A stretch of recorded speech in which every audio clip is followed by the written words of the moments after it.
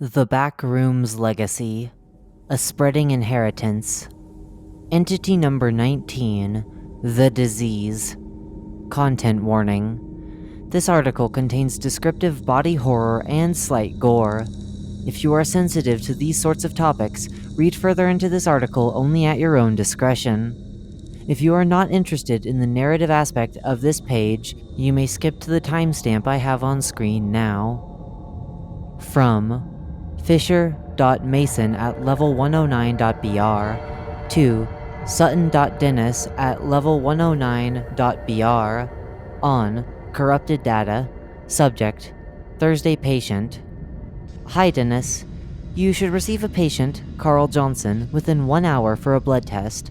I'm sending you the context of his visit to help with the analysis.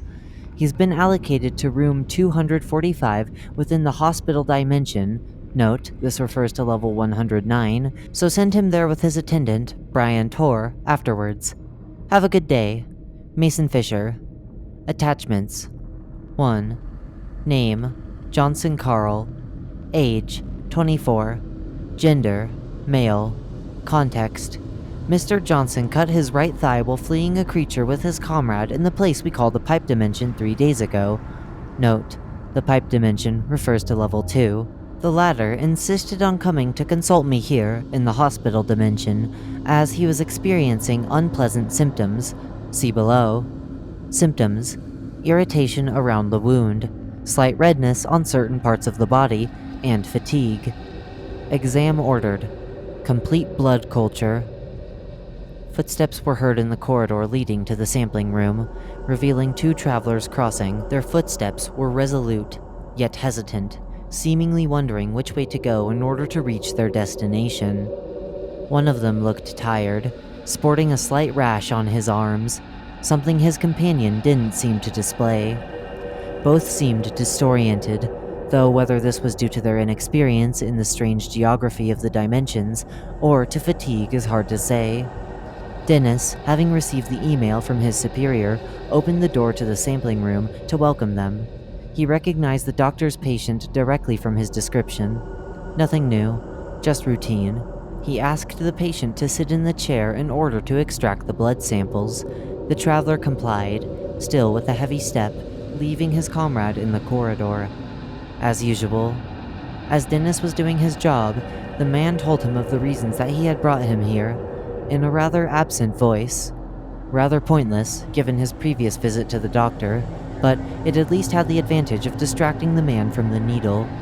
Even in the dimensions, this kind of inconvenience persisted, and patients always did their best to try and ignore this foreign object inserting itself into their veins. Nothing new. Dennis thanked the traveler, then told him about the hospital room assigned to him. He would have liked to accompany them to avoid the inconvenience often posed by the intertwined corridors of the hospital dimension. Even when populated by mankind, it continued to confuse travelers. But, unfortunately, the samples had to be taken care of. The bacterial culture wasn't going to happen by itself. The traveling duo would be okay without him. As always. Yet, deep down, Dennis had a strange feeling. Although this day was still going as usual, he couldn't help thinking that today, with this specific patient, something was going to change here. He shrugged, grabbed the samples, and headed for the culture room, like every day. Day 1. Image caption: Light microscope, X40, gram staining. From Sutton.Dennis at level 109.br to Fisher.Mason at level 109.br on Corrupted Data. Subject: reply to Thursday Patient. Hi Mason. So far nothing special. It just looks like a classic Staphylococcus aureus infection. I've inoculated the agar plates for the blood culture, and I'll have the first results tomorrow as usual. As for the rest, I don't know if you've been able to see the patient, but the nurses report that he's feeling really unwell. They say his condition has worsened, and that his complexion has become red. I'll keep an eye on him if I were you, since his symptoms are nothing like what they should be for the diagnosis. You'd know better than I, though, so I suppose it's your call. Have a nice day. Dennis Sutton, Day 2, Image caption, Almond Agar Culture, 24 hours, from Sutton.Dennis at level 109.br to Fisher.Mason at level 109.br on corrupted data, subject, reply to Thursday patient. Hi Mason, I don't know if you saw my message yesterday, as you didn't reply, but in any case, forget what I said. This is not a standard infection. The colonies grew at a concerning rate on the cultures, even the one on almond water agar, 10% concentration, which is supposed to be toxic for Staphylococcus. As you can imagine, this means that the infection will be extremely difficult to manage. I know you're very busy at the moment, but this sounds like a serious case. I've never seen anything like it, even in the dimensions. If the pipe dimension has a mutated strand of some kind of infection, we need to act as quickly as possible, especially with the lack of widespread institutions. Have a nice day. Dennis Sutton, Day 3. Image caption, Antibiogram of the unknown strain.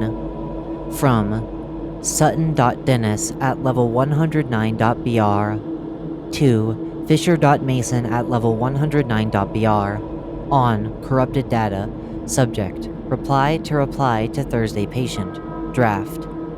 You really need to come see me. I've never seen anything like it.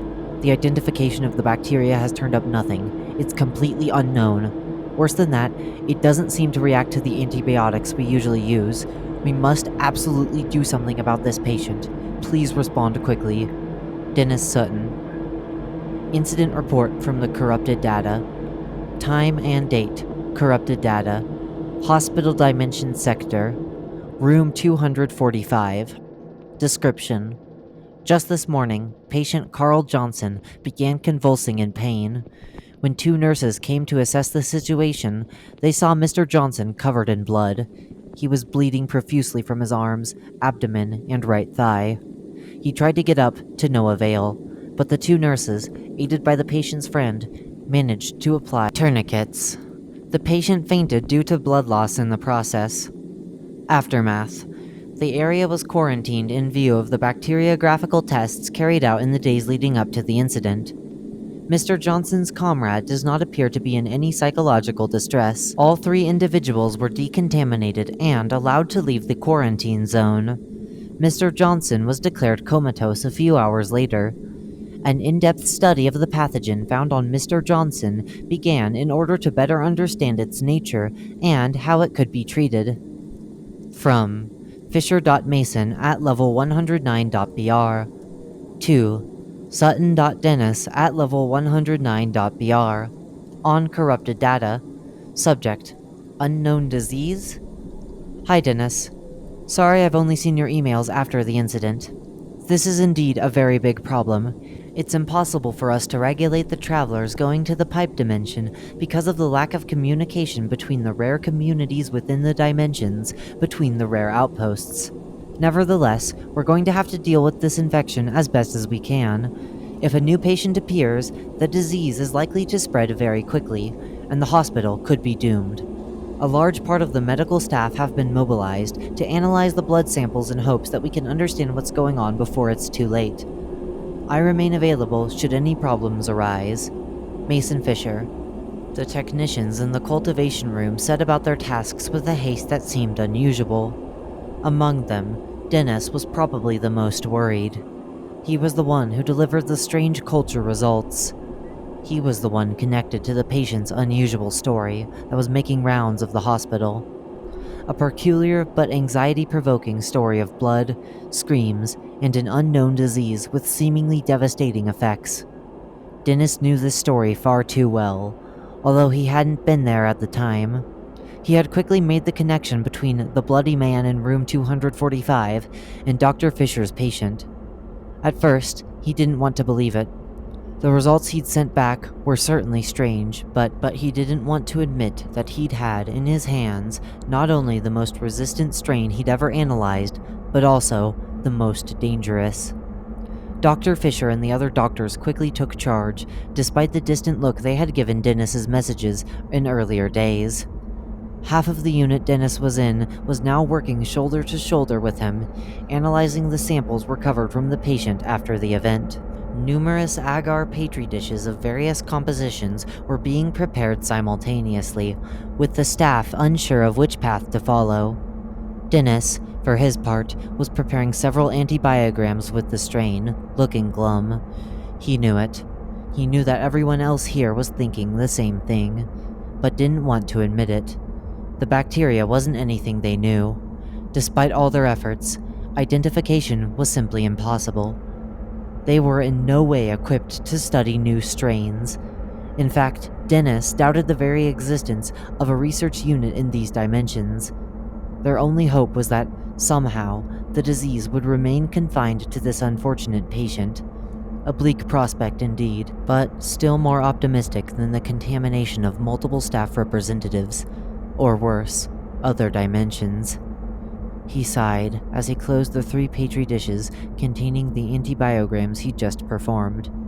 He rose to his feet, narrowly dodging one of his companions who was hurrying towards the cabinet containing the petri dishes, then headed for the incubators to place his work. And suddenly, the hospital sirens sounded for the first time in years, and Dennis never made it to said incubators, realizing to his horror what was happening. Evacuation alert recording of corrupted data. This is a level 5 contamination alert. This is not a drill. Please leave your rooms or stations and proceed immediately to the nearest no-clip area with your team or team leader. If you are contaminated, please remain where you are and wait for qualified personnel to arrive, whereupon you will be placed in isolation. I repeat, this is not a drill. This is not a drill. Second passage on the right. Next corridor. Although never used, the emergency procedure was common knowledge. Straight on, through the sampling room corridor. When the emergency bell rang, the entire team was to exit and calmly make their way to the nearest no-clip point. Straight ahead, then left at the T-junction. The point closest to the laboratory was naturally connected to the flooded cavern dimension.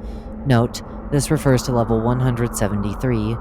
A small community had recently settled there and would be able to host them for some time before the hospital dimension could be decontaminated. Turn left at the T-junction. Just as he was about to follow his colleagues into the next section of corridor, Dennis was startled by the sound of an inhuman voice piercing the blaring sirens. He turned back to the right-hand side of the crossing, astonished. What he saw there chilled his blood, making him realize the scale of the disaster that was unfolding today. About 10 meters ahead, the technician discerned the spasming body of an orderly covered in blood. The unfortunate man was screaming at the top of his lungs as 2 men in protective suits tried to immobilize him. Dennis, shaking all over, had just grasped the gravity of the situation. The bacteria had spread over the last few days without anyone noticing, bypassing the meager safeguards the dimensions provided. He turned around, but he couldn't make out any of his colleagues, who had continued on their way. Fear gripped him. Could he end up bleeding to death here, having failed to reach the exit before it closed? Dennis dashed through the corridors, trying to catch up with the rest of his group. Straight ahead, left into the storeroom, passing the bend to the first cluster of rooms. Out of breath, Dennis managed to make out a human form that seemed to be crossing the wall in front of him, the no-clip point. He called out, but there was no answer, the person having already crossed the threshold. Despite his fatigue, he redoubled his willpower, trying to wait for the invisible portal before it was sealed off on the other side. I don't really know where to start. So much has happened in the last few hours. I guess I'll pick up where I left off with the alert. It's taken us all by surprise, of course. For many of us, it was the first time we'd heard it. But it was the mention of Alert Level 5 that really chilled us. Well, it probably doesn't mean anything to you, but when you arrive here as a technician, you're trained in everything to do with safety here, and part of that is evacuation alerts. They go from 1 to 5, and 5 is the one that represents massive, out-of-control contamination of the entire dimension. The procedure, we knew it, even if we'd all buried it in the darkest corner of our memory, because the prospect of it happening seemed so impossible. Stop everything you're doing and head for the nearest no-clip point. For us, that was the point that led to the flooded cave dimension. but the path was the most traumatic experience we'd ever had.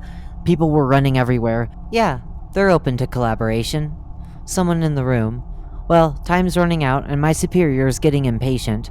I'll send you this and we'll talk about it again tonight in the cafeteria. Cat, yeah, 576.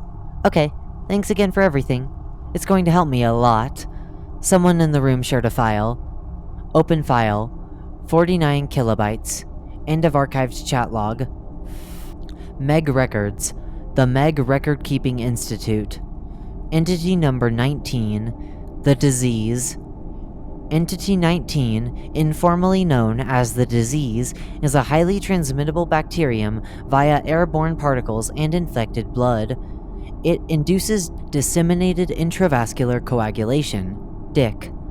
Footnote, i.e., coagulation anomalies which cause the appearance of clots blocking blood vessels, end footnote, which, in the most advanced stages, leads to profuse bleeding and necrosis.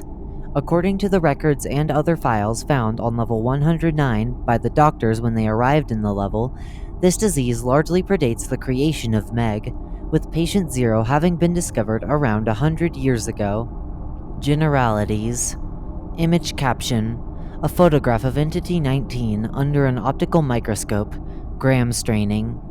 The disease, scientific name Staphylococcus liminalis, is a bacterial species discovered 100 years ago when an infected patient arrived for treatment on level 109. It is a species derived from the Staphylococcus kind. Footnote, i.e., gram-positive coccus in clusters, and footnote, including septicemia of thromboembolic origin.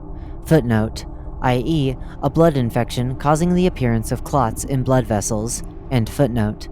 It can infect not only humans, but also certain animals and entities. Infection may occur by breathing contaminated air or by contact with blood contaminated with strains of the bacterium. Footnote, for example, touching your face with a previously contaminated hand, effectively introducing the infected blood into the body. End footnote. The bacterium can be found in damp places and thrives particularly well in environments ranging from 24 degrees Celsius to 40 degrees Celsius. As explained above, the disease causes the formation of blood clots that block blood vessels. This leads to hemorrhaging, coupled with hemophilia and necrosis of the limbs and organs that no longer have blood flow due to the clot-induced blockage of blood vessels. Evolution and symptoms. The disease is contracted by bleeding on the level where the entity is present. See Presence section below. It can also appear if the wanderer breathes in an abundant quantity of the latter, as in an environment close to an infected corpse or another wanderer in the later stages of the disease. Its evolution can be divided into 4 stages. Stage 1. Peaceful phase. The peaceful phase occurs just a few hours after the initial infection. During this stage, the bacteria cause a minor inflammation of the area around the wound, resulting in a slight reddening of the skin, a dull, nagging pain, and slightly increased local heat. This inflammation is caused by the mobilization of phagocytes. Footnote, a body defense system which digests and destroys foreign or dangerous elements. End footnote, which come to eliminate the strains of Entity 19. To protect itself from destruction by the body's defenses, Staphylococcus liminalis produces a molecule called liminitidin. This has 2 effects on coagulation. Firstly, it mimics the action of Willebrand factor. Footnote, a glycoprotein involved in platelet clot formation, i.e., the creation of a cluster of platelets at the level of the vascular breach. End footnote. This has the effect of not only closing the vascular breach more quickly, but also of forming additional platelet clusters suspended in the blood. As the presence of these platelet clusters risks clogging blood vessels and disrupting blood flow, phagocytes will come to destroy them and thus be distracted, forgetting the presence of liminalis. Symptoms at this stage are almost non-existent. If the infected wanderer does not expect to contract the disease, it is almost impossible to notice the difference in clotting speed. Additionally, many things can mask the symptoms in the peaceful phase, such as pain from wounds. For this reason, it is advised to seek immediate treatment for any injuries in sustained warm and damp levels, even if no symptoms seem to be present. The disease cannot be cured in later stages. Stage 2. Hidden Phase. During this stage, the limonitidin will continue its effect, forcing the creation of blood clots despite the vascular breach being already obstructed.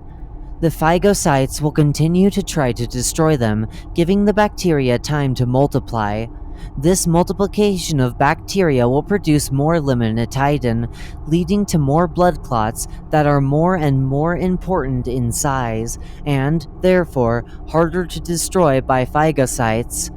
It is during the hidden phase that limonitidin exerts a second action in the process of hemostasis. Footnote: the term hemostasis designates all the physiological phenomena that enable bleeding to stop. End footnote. It inhibits the action of plasmaphygen activators. Image caption: schematic diagram of limonitidin's action on the fibrin decomposition process, platelet clusters. Under normal circumstances, this molecule would eventually destroy the platelet clusters, thus preventing them from clogging blood vessels and, in turn, proper blood flow to the body's organs. However, in this case, this control mechanism cannot be activated, preventing coagulation from taking place. It is during this stage that the immune system as a whole begins to fight the infection while continuing to destroy the platelet clusters. This will result in inflammatory reaction-type symptoms, redness, heat, pain, or swelling, which this time are visible because they are much more widespread throughout the body. At this stage, it is still possible to manage the disease, as the patient is not yet truly contagious and the immune system, though fighting a futile cause, is not yet overwhelmed. It is possible to assist the immune system with a strict diet consisting of royal rations and almond water, which will invigorate the immune system. Nevertheless, survival is dependent upon how developed the hidden phase is. Statistically, 70% of patients who receive treatment early on into the hidden phase will make a full recovery from Entity 19, whereas, towards the end of the stage, this number decreases to only 20%. If you have any suspicions of infection, please refer to the Care and Prevention section of this article. Stage 3. Complication Phase. As the name suggests, it's the third stage that the prognosis really begins to look life-threatening. The clots continually produced by the disease's secretions begin to obstruct the blood vessels. These vessels dilate in an attempt to let the blood through, vasculodilation, causing severe reddening of the skin. Certain limbs become less intervened as the blood struggles to pass through the platelet clusters, which are destroyed more slowly by the immune system due to their quantity throughout the body. This is why, at this stage, most affected wanderers report that they can no longer feel their fingers or feet. Furthermore, the most infamous symptom of infection at this stage is the opening of blood vessels. It occurs when they dilate so much that they burst. The infected wanderer will then begin to bleed profusely from various places, including the arms, legs, and face. However, as most of the body's platelets are now clogging the blood vessels due to limonitidin, the body is unable to plug the many bursts, resulting in hemophilia. Footnote: a coagulation anomaly in the blood that prevents it from clotting. End footnote. The blood, therefore, continues to flow continuously from the individual's wounds. At this stage, the symptoms are clearly visible. In addition to multiple hemorrhages, the infected wanderer will feel severe pain in the limbs and organs deprived of blood due to clots and bursted vessels. In addition, generalized fatigue begins to set in, along with the redness that persists even at this stage. Any attempt at treatment is unsuccessful, and the disease is too advanced for the immune system to fight. Furthermore, the blood released by the Wanderer contains strains of Entity 19, making it extremely toxic upon contact. Since strains of the bacterium can remain airborne for up to a week in a humid environment, it is highly likely to breathe in large quantities and develop the disease while being around an infected corpse. Only palliative care can be provided. Footnote, i.e., treatments that only prevent symptoms but have no influence on the progression of the disease. End footnote. Such as tourniquets. However, a wanderer in the complication phase must be considered lost and should not be approached under any circumstances because of the risk of transmission via the respiratory route. Stage 4. Necrotic phase. This stage only appears if the wanderer has not already succumbed to their wounds.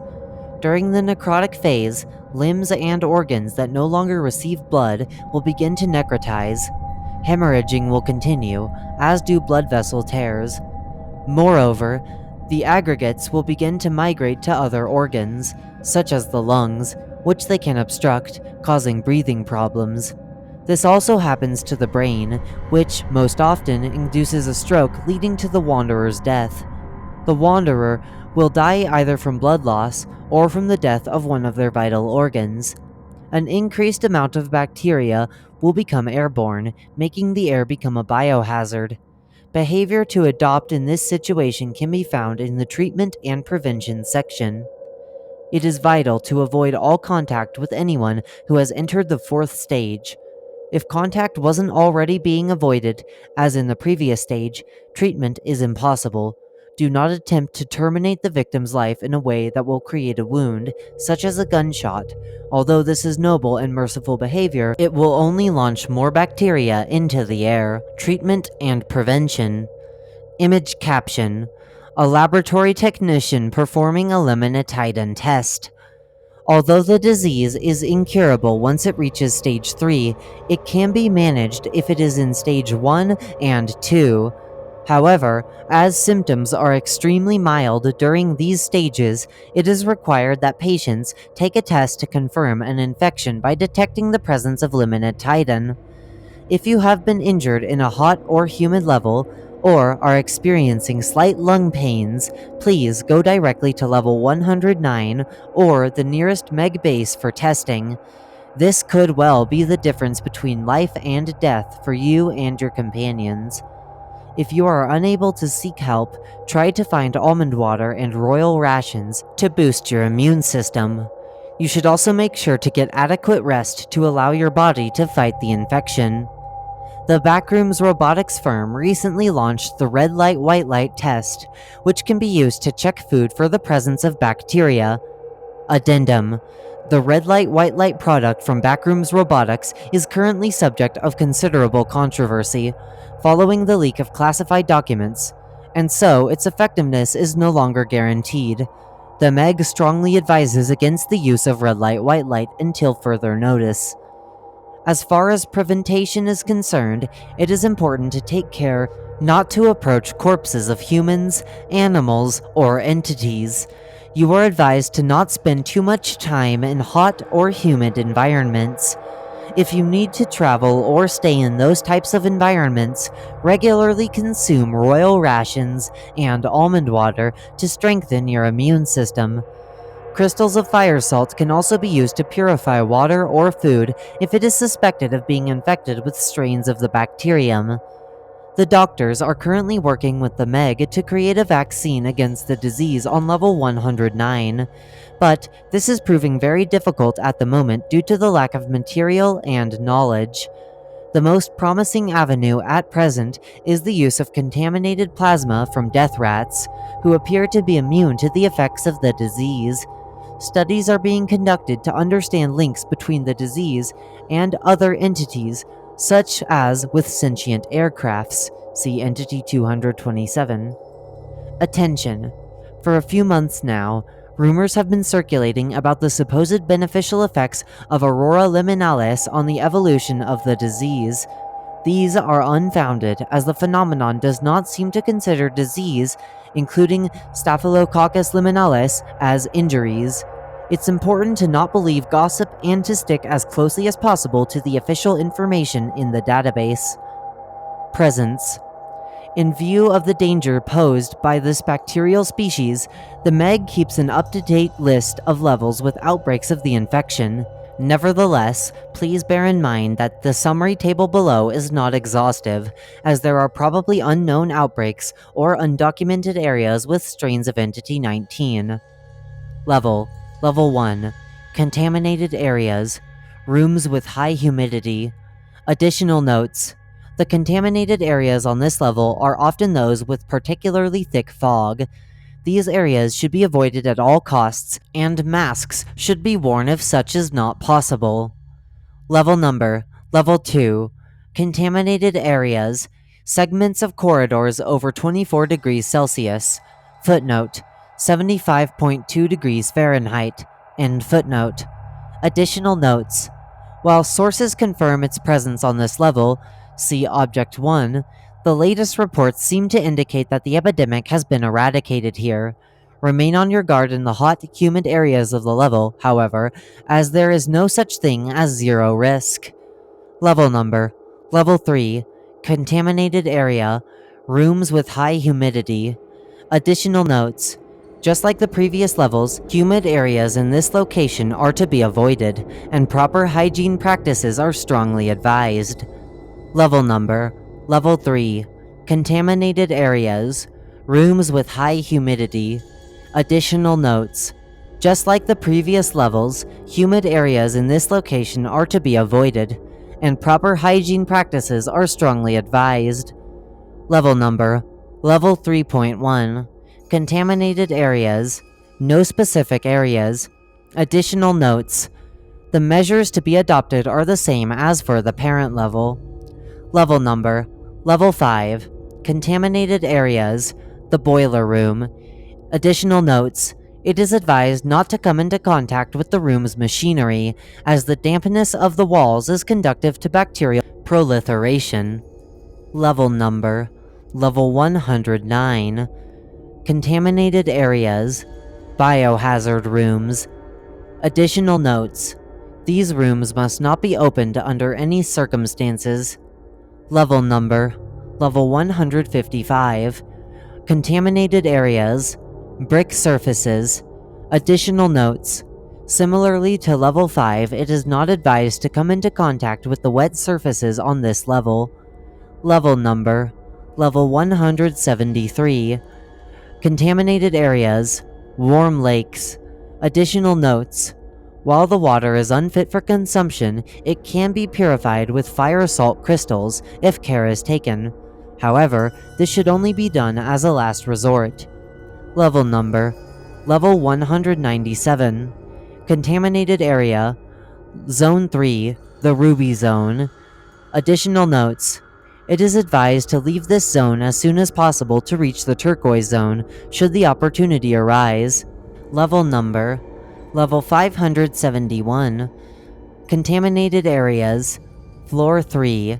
Additional notes. This floor is the first to present itself as hostile on this level. As a result, and due to the presence of other entities on top of the disease, its exploration is strongly discouraged. Attention! It seems that Level 4 has recently been infected, and an epidemic has started there. The bases have been quarantined as a precautionary measure, so it is not possible to approach them. MEG teams are actively disinfecting contaminated zones of the level by eliminating corpses, as well as sterilizing inhabited places. A temporary base had been installed about 1 kilometer (0.6 miles) from Base Omega, where it is possible to find limited Titan tests as well as hazmat suits that can be given under exceptional conditions. Patient 0. Documentation of the disease was only possible thanks to a collaboration between the MEG and the doctors. The latter is a group of doctors who rediscovered Level 109. During their explorations, they quickly came across rooms infested with Entity 19 at concentrations much more intense than what is typically seen in the Backrooms. Moreover, The hospital's abandoned appearance seemed to prove the theory of a disorganized escape by staff who had once worked there. These assumptions were confirmed by the discovery of the level's archives, which were created by a former group who had worked in what they called the dimension of the hospital. Although parts of this data had been corrupted over time, the most important information could be collected. Patient 0 of the disease was a wanderer who had injured himself on level 2, named Dimension of the Pipes, in the retrieved data, and came to level 109 for a blood test. Nevertheless, this individual unfortunately spread the disease to some staff members, possibly through his blood, which spread the bacteria airborne. The group was unprepared for a disease unknown to the Backrooms, which quickly led to an epidemic despite the hospital's infection control measures. Staff, as well as patients, were forced to flee through no-clip portals that seemed to be much more stable and consistent than those of today. However, these people were not free of the disease, which allowed Staphylococcus liminalis to spread throughout the Backrooms. There is still a great deal of mystery surrounding the emergence of this disease, particularly in terms of its creation. These documents have also raised new questions about the presence of colonies that predate the Meg. It is certain that disorganization and lack of cohesion between small groups caused this succession of incidents, but questions remain about the knowledge and skills that these former colonies, now extinct, may have acquired.